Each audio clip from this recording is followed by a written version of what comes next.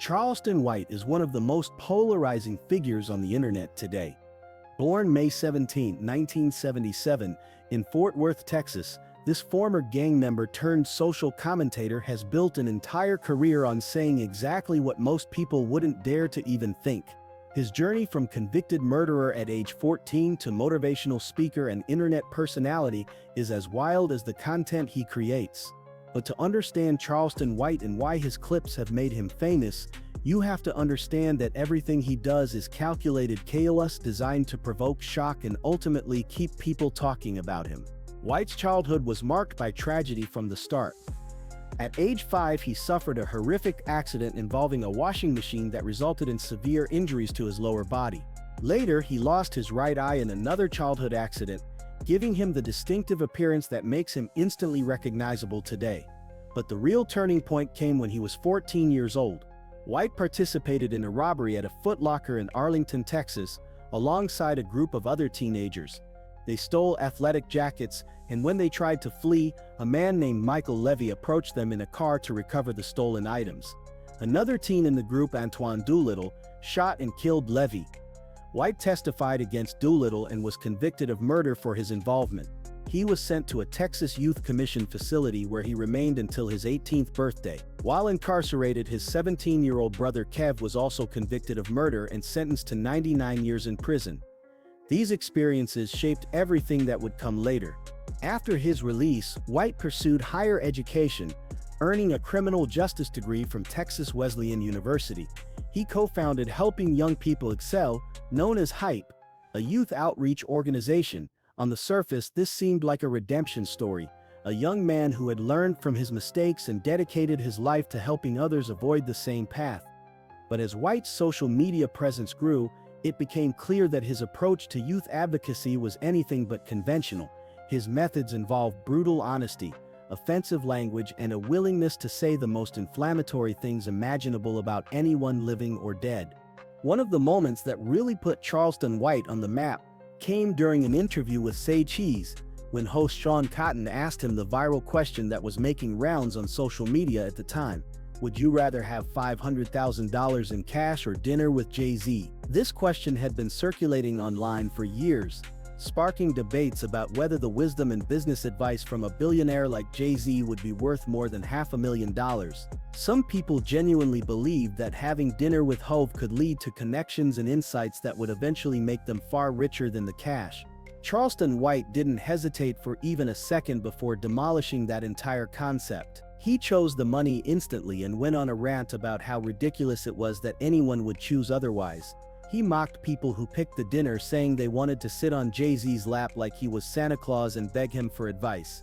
White pointed out that Jay-Z is a billionaire because he's smart with his money, and if you're dumb enough to turn down $500,000 for a conversation, you're never going to be successful anyway. The clip went viral because of how aggressively and hilariously he shut down the romantic notion that dinner with a celebrity could somehow be more valuable than a life-changing amount of money. Interestingly enough, when Jay-Z himself was later asked this question by Gayle King on CBS Mornings, he essentially agreed with Charleston White, saying people should take the money and just listen to his albums if they want his wisdom. But Charleston White's fame isn't built on clever answers to hypothetical questions. It's built on his willingness to disrespect dead rappers and celebrate violence in ways that most people find absolutely reprehensible. Perhaps no target has received more of White's vitriol than the late rapper King Von. King Von, whose real name was Davon Daquan Bennett, was a Chicago drill rapper who was shot and killed outside a nightclub in Atlanta in November 2020. He was 26 years old and had become one of the biggest names in Chicago's drill music scene. King Von was known for his vivid storytelling about street life and was widely believed to have been involved in multiple murders, though he was never convicted. For Charleston White, King Von represented everything wrong with hip-hop culture. White has repeatedly gone on Instagram Live to celebrate King Von's death, saying things like, "May they all die like King Von and death to all gang members." He's posted videos of himself literally stomping on the ground while saying, "Stomp on his grave, King Von dead." But White didn't stop there. In June 2024, he took things to an entirely new level by posting pictures of himself with Lil Tim, the man who allegedly killed King Von. The charges against Lil Tim were eventually dropped after he claimed self-defense, and White treated him like a hero. He wrote messages directly addressing King Von's mother, saying he shook the hand that pulled the trigger and calling Lul Tim the demon slayer and a hero to the nation. White has also repeatedly targeted King Von's family, including his sister, with cruel taunts about how Von died trying to fight someone smaller than him. This behavior has earned White numerous threats from Chicago, but he seems to thrive on the controversy. White's disrespect extends beyond King Von. He's made similar comments about Nipsey Hussle, who was murdered in Los Angeles in 2019, and Draco the Ruler, who was killed at a Los Angeles music festival in 2021. During one particularly inflammatory Instagram live session, White went on a rant about how all gang members should die, specifically naming Crips, Bloods, Gangster Disciples, and Black Disciples. He said their children should suffer, and their mothers should be freed from the shame of having gang member sons. This isn't just edgy internet content. These are deeply hurtful statements about people who have been murdered and the families they left behind. Yet White justifies it all by saying he's trying to discourage young people from joining gangs and living the lifestyle that leads to early death. Whether you believe that's his genuine motivation or just a convenient excuse for shock value content is a matter of personal interpretation. The confrontation with Soulja Boy became one of Charleston White's most talked about moments. In July 2022, White and the Atlanta rapper had a physical encounter in Miami during Rolling Loud weekend. According to White, Soulja Boy approached him with about 12 people, and sensing danger, White pulled out pepper spray and masked the entire group. White then went on Instagram Live to brag about what happened, saying Soulja Boy asked him, "Bruh, you masked me," and that next time Soulja better approach him with a police bullhorn if he wants to talk. Soulja Boy told a different version of events on his own Instagram Live, calling White scared and saying he pulled pepper spray out of his girlfriend's purse and ran like he was on a trail. Soulja was clearly frustrated, saying he thought White was a gangster, but instead he just pulled out pepper spray like the police. The evidence seemed to support White's version though, because Soulja appeared on camera with a visible black eye and irritated face consistent with being hit directly with pepper spray. The two went back and forth for days, with Soulja challenging White to show him $100,000 to prove he wasn't broke, while White kept posting about how he successfully defended himself against a rapper and his crew. The incident was later referenced in the 21 Savage song 3 AM on Glenwood from the collaborative album with Drake called Her Loss, showing just how widely discussed the confrontation became. This wasn't the only time White would use pepper spray as his weapon of choice. He later pepper sprayed his boxing opponent during a face-off before a scheduled fight, and he's pulled guns on interviewers when confrontations got heated. Charleston White's appearance on Cam Newton's podcast gave the world the now infamous one-word game segment. Cam would say a celebrity's name and Charleston was supposed to respond with just one word describing them. For Will Smith, he said gay. For Jada Pinkett Smith, he said funky. He called Adam 22 a master, referencing Adam's position as a white man profiting from black culture and black artists. He called Lizzo fat, Dwight Howard sick, and Aiden Ross confused. Every answer was designed to be as offensive and controversial as possible. When Cam said Charleston White, Charleston's answer was oxymoron, and Cam corrected him by saying he only needed the moron part. The clip spread across social media because it perfectly encapsulated what Charleston White does. He takes opportunities that could be used for thoughtful commentary, and instead chooses the most inflammatory, disrespectful route possible. One of the strangest viral moments came when someone asked Charleston how he stays humble despite all the attention he gets. His answer involved an incredibly bizarre and graphic story about going to strip clubs wearing sweatpants with no underwear, getting lap dances, and then leaving feeling horrible and humiliated as a form of self-imposed humility. The way he described walking out of the club with his deflated thigh sticky was so absurdly specific and uncomfortable that it became an instant meme. This is the kind of oversharing that makes Charleston White simultaneously fascinating and repulsive to audiences. He has no filter whatsoever and seems to take pride in sharing details of his life that most people would never dream of making public. White's time hanging out with streamers. Aiden Ross and XQC in Las Vegas during August 2023 produced some of his most controversial content ever.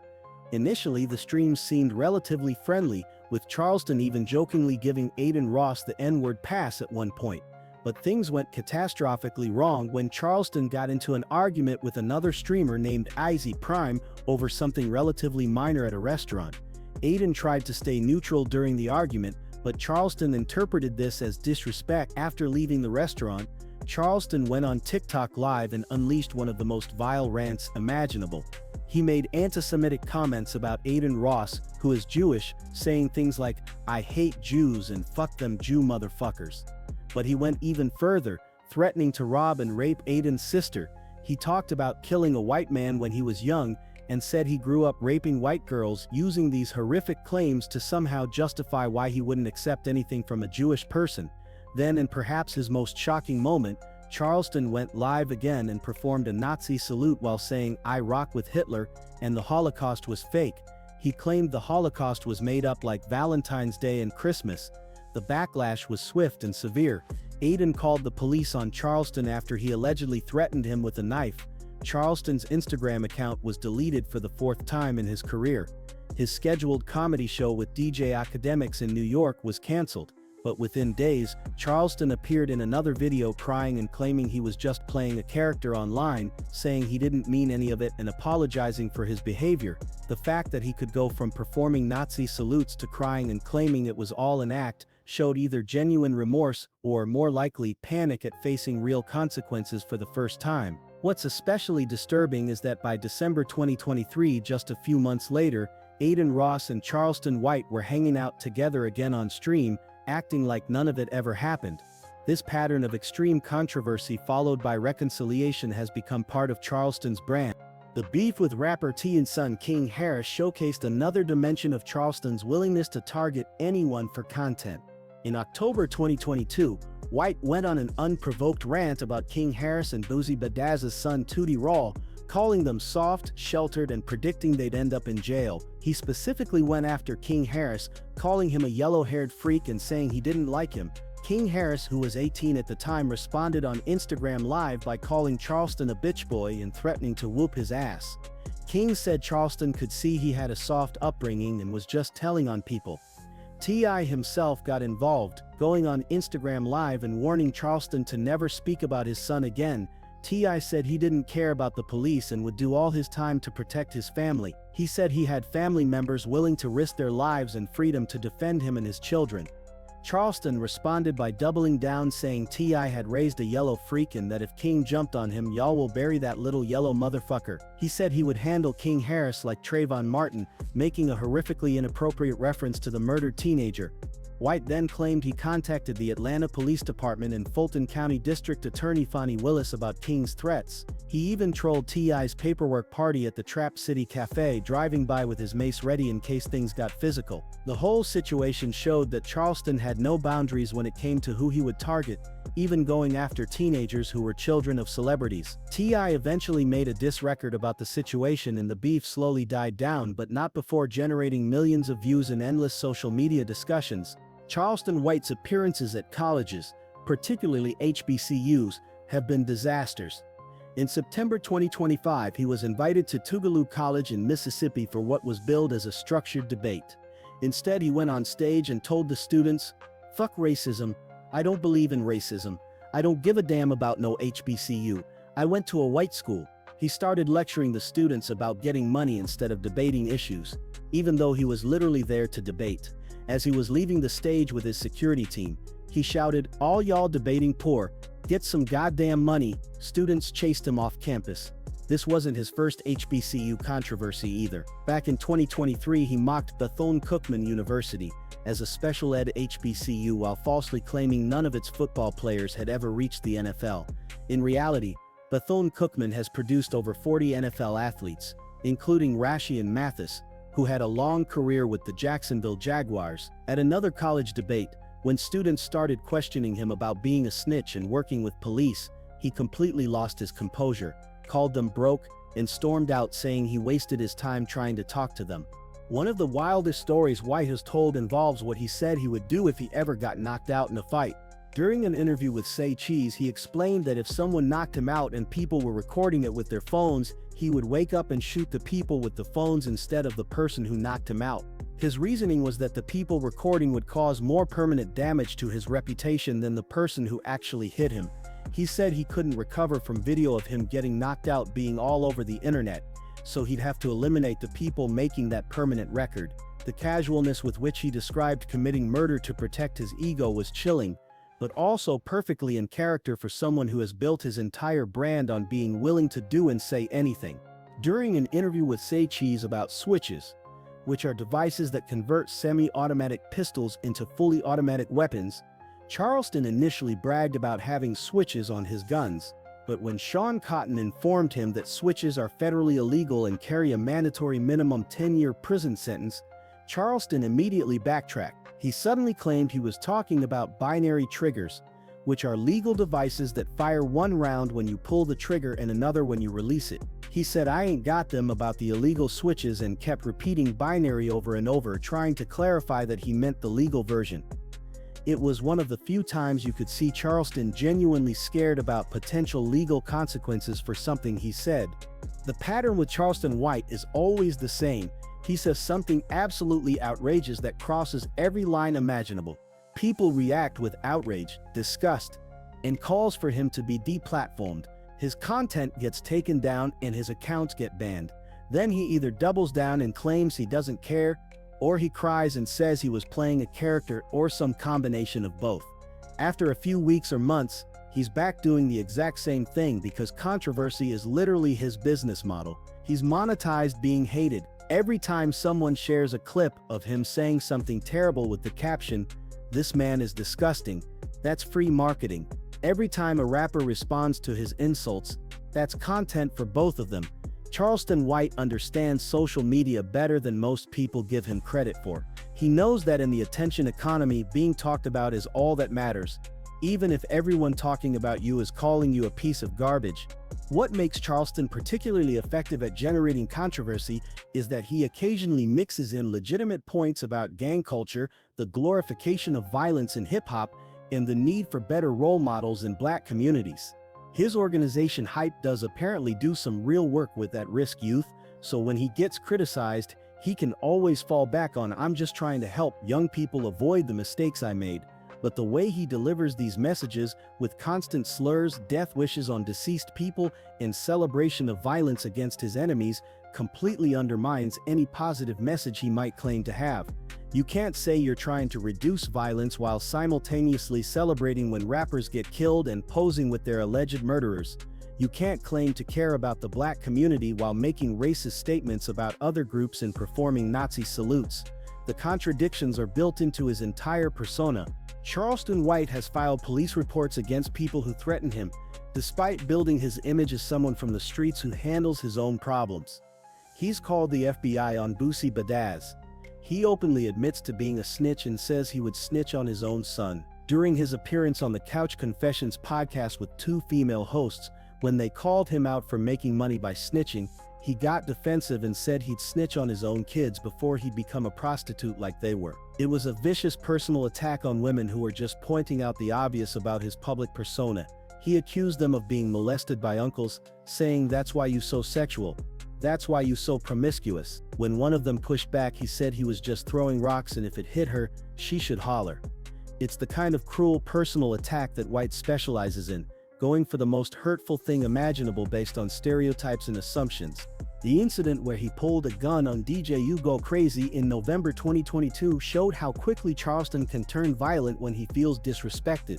They were doing an interview about Charleston giving money to FBG Duck's mother after the Chicago rapper was murdered. DJ U asked why Charleston only helped certain mothers of dead rappers and not others, essentially questioning his selective compassion. Charleston completely lost it, screaming about how dare DJ U tell him how to spend his money. He started cursing out FBG Duck's mother, saying, "Give me back the money then, bitch, and my mama ain't got a bunch of kids that died." Then he stood up, walked off camera and came back with a gun in his hand. He cocked the pistol while threatening DJ U and the film crew, who all stood up and told him to put it down. Charleston refused, waving the gun around and telling them not to fuck with him while he had a weapon in his hand. It was genuinely dangerous and showed that beneath all the internet theatrics, Charleston is someone with a history of actual violence who will resort to it when he feels cornered. His beef with New York as a whole was another memorable rant. He went on Instagram Live and declared, "I don't give a fuck about New York. I didn't like Biggie. I didn't like Tupac. I don't like Jay-Z. Fuck the Statue of Liberty. Fuck the Harlem Shake. Fuck Big Mama. Fuck DMX, fuck Big Pun, we don't fuck with none of y'all New York motherfuckers. He listed every major figure and cultural touchstone associated with New York and dismissed all of it. It was such an over-the-top rejection of an entire city that it almost looped back around to being funny. Except Charleston was completely serious. This is someone who will beef with geographic regions and generations of dead cultural icons just to maintain his image as someone who respects nothing and no one. When the news broke that rapper Foolio had been shot and killed, Charleston's response was to joke about it, saying Foolio worked hard to get shot and should have been resting after previously having his foot shot off instead of bouncing around on his birthday. He criticized Foolio for being at a Holiday Inn with no protection, saying if he had gone to a better hotel with top security, he'd still be alive. The complete lack of empathy for someone who had just been murdered, combined with victim blaming and jokes about his injuries, perfectly encapsulated Charleston's approach to tragedy. At the end of the day, Charleston White is exactly what he appears to be. A deeply traumatized man who spent his formative years in juvenile detention after being involved in a murder, who lost his brother to the prison system, who probably has legitimate PTSD from his childhood and adolescence, and who has figured out that he can make money by being the most offensive person on the internet. He's intelligent enough to know how to stay just barely on the right side of legal trouble most of the time, while generating enough controversy to stay relevant. He understands that sincerity and authenticity don't pay in the outrage economy, but shock value does. Every time he crosses another line, he expands the boundaries of what's acceptable to say online, and he makes it harder for platforms to consistently enforce their standards because he can always claim he's playing a character or doing satire. Whether Charleston White believes even half of what he says is unknowable.